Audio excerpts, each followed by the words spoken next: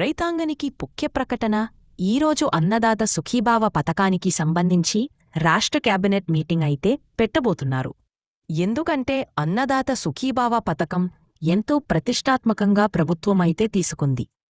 ఈ పథకానికి సంబంధించి గతంలో ఉన్న లోటుపాట్లు అన్నీ కూడా తొలగించి రైతులకు ఎక్కువ ఆర్థిక సహాయం చేయాలనే ఉద్దేశంతో ఏడాదికి 20,000 రూపాయలు ఆర్థిక సహాయం చేస్తామని చెప్పేసి ప్రభుత్వం మాట ఇచ్చి మరీ కూడా దీనికి సంబంధించి కట్టుబడి ఉంటామని చెప్పేసి చెప్పిందన్నమాట.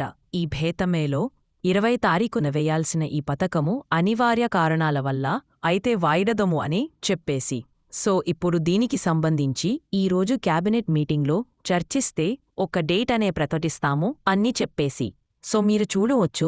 ఈ రోజే రాష్ట్ర క్యాబినెట్ మీటింగ్ మరొకటికి ఈరోజు కాబోతుంది. సచివాలయంలో ముఖ్యమంత్రి చంద్రబాబు నాయుడు అధ్యక్షతన జరిగే ఈ సమావేశంలో కీలక నిర్ణయాలు తీసుకోబడతారు.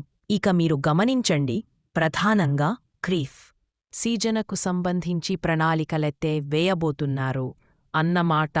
మనకు ఖరీఫ్ సీజనంటే రైతులకు సంబంధించి అన్నమాట. మనకు ఖరీఫ్ సీజనంటే రైతులకు సంబంధించి అనుగుణంగా విడుదల చేసేందుకైతే చర్చిస్తారన్నమాట. ఇది తాజా సమాచారం అన్నదాత సుఖీభవ పథకానికి సంబంధించి. అలాగే లేటెస్ట్ అప్డేట్స్ అందిస్తూ ఉంటాను. ఒక లైక్ చేయండి, మన ఛానల్ను సబ్స్క్రైబ్ చేసుకోండి.